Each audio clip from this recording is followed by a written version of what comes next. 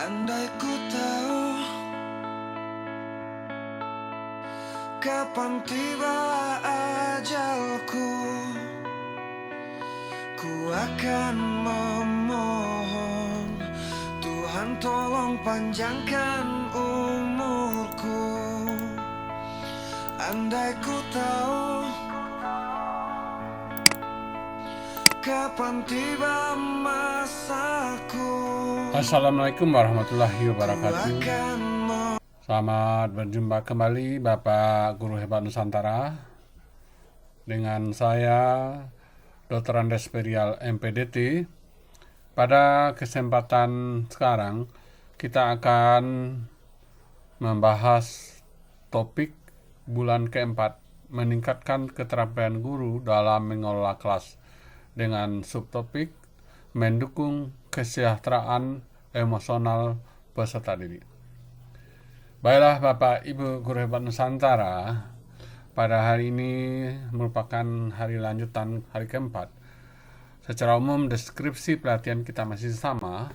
Ini merupakan program intensif selama 5 hari yang dirancang untuk meningkatkan kompetensi pedagogik guru dan memberikan wawasan dan keterampilan mengelola kelas dengan lebih efektif. Fokus utama dari diklat ini adalah memberikan strategi dan pendekatan mendalam tentang manajemen kelas yang akan membantu meningkatkan kinerja pendidik di ruang kelas. Dalam diklat ini, output yang diharapkan terjadinya peningkatan dan pemahaman kompetensi tentang strategi manajemen kelas, kemudian pendekatan berbasis kolaborasi, kemudian selanjutnya penguatan keteraturan dan disiplin, yang seterusnya dukungan kesejahteraan emosional siswa, serta kemampuan Pak Kris dalam mengelola kelas. Bapak Ibu Guru Hebat Nusantara, dalam materi kegiatan kita meningkatkan keterampilan guru dalam mengelola kelas, masuk hari keempat dengan subtopik mendukung kesejahteraan emosional peserta didik. Bapak Ibu Guru Hebat Nusantara, menjadi pertanyaan awal bagi kita, apa dan bagaimana pembelajaran sosial dan emosional atau disingkat dengan PSE. Kita mulai dengan definisi PSE. Pembelajaran sosial dan emosional dilakukan secara kolaboratif oleh seluruh komunitas sekolah. Jadi Bapak Ibu, dalam pembelajaran sosial dan emosional,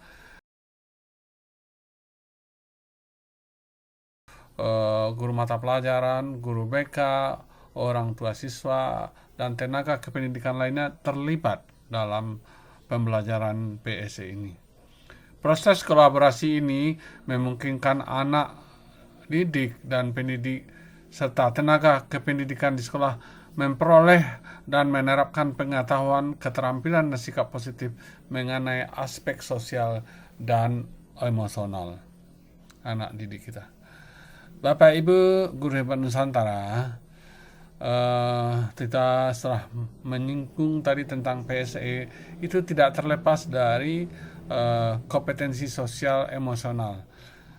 Ada 5 poin inti berdasarkan pendapat Kasel. Yang pertama itu adalah kesadaran diri, termasuk nanti juga diri dalam pengenalan emosi. Dalam hal ini, kesadaran diri itu secara inti merupakan kemampuan untuk memahami perasaan, emosi, dan nilai-nilai diri sendiri, dan bagaimana pengaruhnya pada perilaku diri dalam berbagai situasi konteks kehidupan. Kemudian yang kedua itu manajemen diri, atau kita istilahkan pengelolaan diri, mengelola emosi, dan fokus. Ini merupakan kemampuan untuk mengelola emosi, pikiran, dan perilaku diri secara efektif dalam berbagai situasi untuk mencapai tujuan dan aspirasi. Kita lihat yang ketiga, itu adalah kesadaran sosial Di sini termasuk nanti kesadaran sosial merupakan berempati. Dalam hal ini adalah kemampuan untuk memahami sudut pandang dan dapat berempati dengan orang lain, termasuk mereka yang berasal dari latar belakang, budaya, dan konteks berbeda-beda. Kita lanjutkan yang keempat, keterampilan berelasi. Artinya juga adalah keterampilan berhubungan sosial dengan daya lenting atau resiliensi. Ini dimaksudkan secara sederhana, itu keterampilan berelasi, kemampuan untuk membangun dan mempertahankan hubungan yang sehat dan sportif. Ini saling membangun. Kemudian yang terakhir, yang kelima, itu kompetensi sosial KSE berdasarkan Kasel, itu adalah pengambilan keputusan yang berjawab. Jadi di sini adanya keputusan-keputusan yang diambil secara bertanggung jawab. Jadi adalah kemampuan nanti untuk berbuat bertanggung jawab. Bapak Ibu Guru Hebat Nusantara, selanjutnya kita perlu mengetahui hal apa saja yang mendukung pembelajaran sosial emosional. Ada istilah yang pertama, itu adalah well-being. Ini merupakan kesejahteraan psikologis, di mana sebuah kondisi sebagai individu yang memiliki sikap positif terhadap diri sendiri dan orang lain. Dalam hal ini nantinya kita membuat keputusan dan mengatur tingkah laku kita sendiri dan dapat memenuhi kebutuhan diri kita dan menciptakan, mengelola lingkungan dengan baik. Dalam hal ini memiliki tujuan hidup dan membuat hidup lebih bermakna serta berusaha mengeksplorasi dan mengembangkan diri. Jadi well-being ini lebih terkait kepada kesejahteraan psikologis. Kemudian yang kedua, pendukung pembelajaran sosial emosional adalah mindfulness. Ini artinya secara sederhana adalah kesadaran penuh. Itu kesadaran yang muncul ketika seseorang memberikan perhatian secara sengaja pada kondisi yang sekarang dilandasi rasa ingin tahu tanpa menghakimi dan penuh dengan kebaikan. Nanti akan kita lihatkan contohnya apa itu dan apa itu well-being. Bapak Ibu Guru Hebat Nusantara, secara umum tujuan pembelajaran sosial emosional PSE itu bagi murid dan bagi guru. Dapat kita lihat, tujuan PSE bagi anak didik itu adalah pengembangan keterampilan sosial dan emosional yang memberikan anak didik kita kemampuan untuk memahami dan mengelola emosi dan juga berkomunikasi secara efektif. Dan selanjutnya, mampu berpartisipasi dalam hubungan sosial yang sehat. Kemudian tujuan yang kedua adalah peningkatan empati dan kesadaran sosial. Dalam hal ini mengembangkan rasa empati terhadap perasaan orang lain, memahami perspektif mereka, dan berkontribusi pada lingkungan sosial yang positif. Kemudian yang ketiga itu adalah manajemen dan untuk mengatasi konflik dengan cara yang konstruktif dan membangun hubungan yang kuat. Kita lihat tujuan pembelajaran sosial dan emosional dari sisi guru.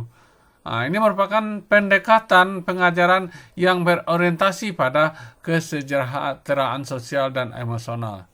Nantinya akan menciptakan lingkungan kelas yang mendukung perkembangan sosial dan emosional siswa. Termasuk juga dalam hal ini adalah metode pengajaran dengan interaksi sehari-hari. Kemudian tujuan PSE untuk guru itu juga bisa merupakan pemodelan perilaku positif yang menjadi teladan dalam menangani stres, konflik, dan emosi dengan cara yang sehat. Selanjutnya juga nanti akan memberikan contoh untuk diikuti oleh anak didik. Kemudian tujuan ketiga itulah peningkatan keterampilan manajemen kelas. Nah, jadi Bapak Ibu guru hebat Nusantara, kalau menerapkan pembelajaran sosial dan emosional itu sudah termasuk keterampilan manajemen kelas, menggunakan pendekatan PSE untuk memahami dan mengolah perilaku siswa di kelas yang efektif. Nah, jadi nantinya ini akan dapat kita gunakan pemahaman dan pengelolaan perilaku siswa di kelas dengan efektif. Kita lihat bagaimana tujuan pembelajaran kesadaran penuh atau tadi mindfulness baik bagi anak didik maupun bagi guru. Nah, kita lihat untuk tujuan mindfulness untuk anak didik itu merupakan pewujudan kesadaran diri, mengembangkan pemahaman diri yang lebih dalam melalui pengamatan dan penerimaan tanpa penilaian terhadap pikiran dan emosi. Nah, Bapak Ibu, yang kedua tujuannya adalah manajemen stres. Dalam hal ini memberikan keterampilan kepada anak didik kita mengatasi stres dan tekanan melalui praktek kesadaran penuh. Bapak Ibu guru hebat Nusantara, yang ketiga, tujuan mindfulness untuk murid adalah peningkatan fokus dan konsentrasi, meningkatkan kemampuan murid untuk fokus pada tugas-tugas mereka tanpa terpengaruh oleh distraksi. Bapak Ibu guru hebat Nusantara, kita lihat di sisi guru, tujuan mindfulness adalah yang pertama itu respon yang bijak terhadap tantangan. Dan hal ini membantu guru untuk merespon dengan tenang dan bijak terhadap tantangan dan tekanan di lingkungan sekolah. Nah, jadi dengan adanya kompetensi kita mindfulness ini, kesadaran penuh kita sebagai guru nanti bagaimanapun beratnya tantangan dalam pembelajaran sekolah atau tekanan lingkungan, kita bisa berlaku dengan tenang dan bisa mengambil suatu kebijakan. Kemudian yang selanjutnya yang kedua, peningkatan efektivitas pengajaran. Nah, dalam hal ini dimaksudkan ini adalah memperkuat kemampuan kita sebagai guru untuk memberikan pengajaran dengan penuh perhatian dan kesadaran. Dalam hal ini adalah menciptakan pengalaman belajar yang baik. Selanjutnya tujuan yang ketiga itu adalah peningkatan kesejahteraan pribadi. Nah, ini menyokong kesejahteraan psikologis guru melalui manajemen stres dan keseimbangan emosional. Nah, jadi Bapak Ibu memang banyak sekali manfaat dari pembelajaran istilahnya sosial emosional dan terkait juga nanti dengan penerapan mindfulness. Bapak Ibu guru hebat Nusantara, selanjutnya kita berikan contoh-contoh sederhana bagaimana mengimplementasikan pembelajaran sosial emosional. Kita mulai yang pertama ini di tingkat TK atau PAUD. Pada tingkat PK atau PAUD ini, fokus utama PSE adalah mengembangkan dasar-dasar keterampilan sosial dan emosional. Nah, ini mencakup mengajarkan anak-anak untuk belajar berbagi, belajar berkomunikasi dengan baik.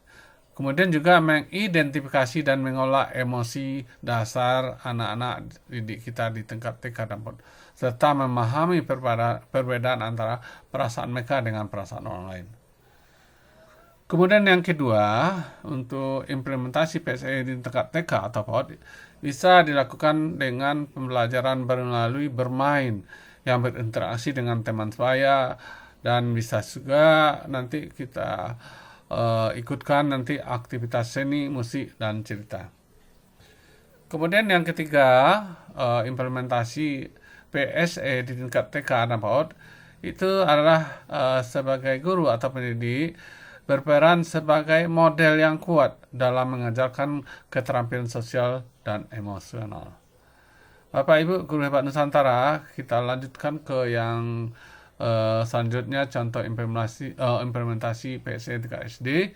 Ini merupakan lanjutan dari tingkat TK, di mana nanti berfokus pada memperdalam keterampilan sosial dan emosional.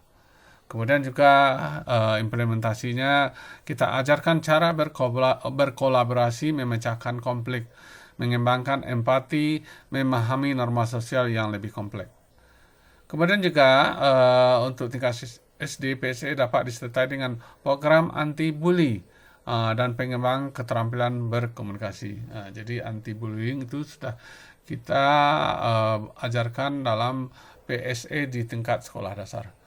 Bapak Ibu Guru Hebat Nusantara, kita lihat contoh PSE tingkat SLTP, ini harus kita tekankan pada pemahaman diri atau pengembangan identitas diri anak-anak didik kita, dan juga nantinya melatih keterampilan pengambilan keputusan. Kemudian juga nantinya implementasinya atau penerapannya, anak didik kita diajarkan untuk lebih dalam memahami dan mengolah emosi mereka, serta menghadapi tekanan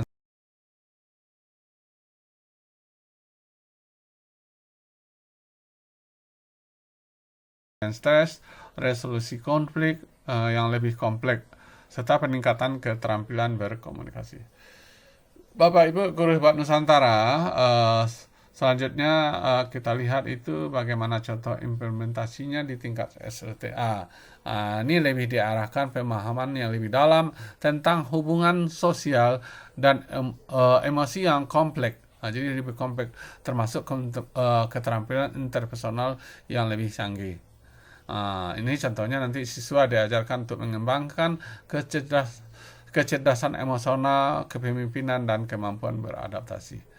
Kemudian juga Bapak Ibu Guru Hebat Nusantara, materi PSE dapat mencakup topik seperti pengambilan keputusan yang berdampak besar dan kesiapan untuk masuk ke dunia kerja atau perguruan tinggi. Bapak Ibu Guru Hebat Nusantara, pada kesempatan ini kami ingin melihatkan sebuah contoh studi kasus yang marilah sama-sama kita berlatih untuk memecahkannya. Ini Pak Perial John, seorang guru matematik di SMA yang sudah memiliki pengalaman mengajar selama 10 tahun. Belakangan ini dia ditunjuk sebagai koordinator kurikulum di sekolahnya. Hari ini sebelum rapat evaluasi kurikulum sekolah, Pak Perial telah mengajar matematika untuk 3 kelas berbeda secara urutan. Jadi sebelum sebelum adanya evaluasi kurikulum, tetap sebagai waka dan guru, Pak Perial ini mengajar di 3 kelas berurutan. Terjadi kasus dalam hal ini yaitu pada menunjukkan jam pelajaran terakhir, saat ini kelas diajari adalah kelas 12. Jadi pada pembelajaran ini Pak Perial itu mempersiapkan diri anak didik untuk ujian akhir. Pak Perial memberikan tugas rumah kepada murid-muridnya yang harusnya diselesaikan secara mandiri. Tugas tersebut memiliki bobot nilai yang cukup tinggi karena merupakan bagian penilaian akhir semester. Saat Pak Perial berjalan di lorong kelas untuk memastikan setiap murid memahami tugas tersebut, dia melihat salah seorang siswa yang bernama Rio. Dia sedang berbicara dengan temannya. Padahal sebelumnya sudah diinstruksikan, sudah jelas bahwa tugas harus diselesaikan secara individu. Kemudian dengan kondisi ini, tanpa berpikir panjang, Pak Perial dengan nada keras, "Hei Rio, ini tugas individu. Mengapa kamu bisa berbicara dengan temanmu saat pengerjaan tugas ini?" Tentu saja Rio terkejut dan suasana kelas menjadi tegang. Murid-murid lain mulai membisu dan mereka menghentikan aktivitas mereka dan melihat situasi kondisi Pak Perial John yang memarahi Rio ini. Ini studi kasusnya. Dalam kaitan kita dengan pembelajaran PSE, itu kira-kira bagaimana? Jadi ini ada beberapa pertanyaan diskusi untuk kita semua. Sebenarnya apakah situasi yang dihadapi Pak Perial? Uraikan dengan singkat, padat, dan jelas. Kemudian yang kedua, berdasarkan pemahaman tentang KSE, kesadaran diri yang berlandaskan kesadaran penuh, mindfulness, yang sudah kita pelajari, bagaimana seharusnya Pak Purial merespon situasinya dengan kompetensi tersebut. Silahkan Bapak Ibu jelaskan alasannya. Jadi Bapak Ibu Guru Hebat Nusantara, seperti pertemuan-pertemuan sebelumnya, ilmu pengetahuan itu ibarat pisau, jika tak pernah diasah maka akan tumpul. Maka selanjutnya mari kita asah keterampilan kita dengan berdiskusi di grup Telegram kita. Terima kasih atas kebersamaan Bapak Ibu Guru Hebat Nusantara. Mari kita bertemu pada grup diskusi kita di grup Telegram. Demikian saja kami sampaikan pertemuan pada media YouTube ini. Terlebih kurang mohon maaf. Wassalamualaikum warahmatullahi wabarakatuh.